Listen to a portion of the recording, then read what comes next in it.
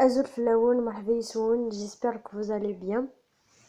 صحة رمضان نون، صحة الفطور نون، صحة السحور نون، صحة رمضانكم، صحة فطوركم، صحة سحوركم. اليوم راح نتكلم عن أفضل الروايات البوليسية التي قرأتها. باش نبداو ديريكتوم، باش نقولكم نقرا بزاف، نو نقرا توجور أجاثا كريستي، باسكو نحب الاسلوب تاعها ونحب التشويق اللي فيها. هي روائيه انجليزيه بيان سور كاع نعرفوها، en fait انجليزيه. دونك اولا جثة في المكتبه هذه علمتني بلي تقدر تصرالك حاجه سوبيتمون ولازم فريمون tu dois réagir etc. البيت المائي اللي يتكلم عن الورث، عن الاشياء اللي نعيشوها في حياتنا اليوميه، ومن بعد تصرى جريمه قتل، القاتل ماكش كاع متخيل انه هذاك الشخص قادر يقتل. مقتل روجر أفرويد علمتني هذه الرواية بلي ما نقدرش نمد سري لأي واحد، حتى القريب ليا.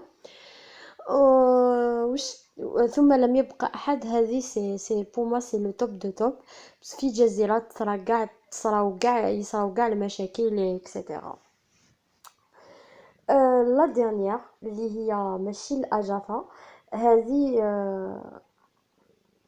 سي رومان pour un narrateur ou bien pour un auteur kabyle. مالوزمون ما لقيتهاش اون بي دي اف، حبيت عندي قريتها كتاب نورمال، دونك ماهيش عندي.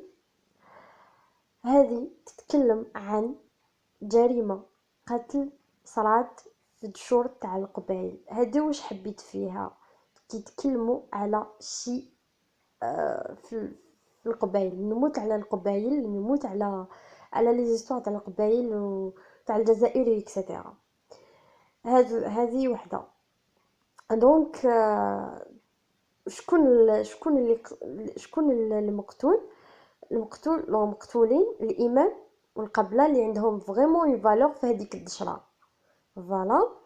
وقتاش ماتوا في عرس تاع وحده يتيمه، القبله هذيك اللي تمدها النصائح اكسيتيرا. دونك سيتي توب. l'auteur l'a مش فيتلو مي لو تيتر تاعو ان كور à apprendre. فوالا. درت شويه تاع لي بروفيرب، ان شاء الله ينالوا اعجابكم.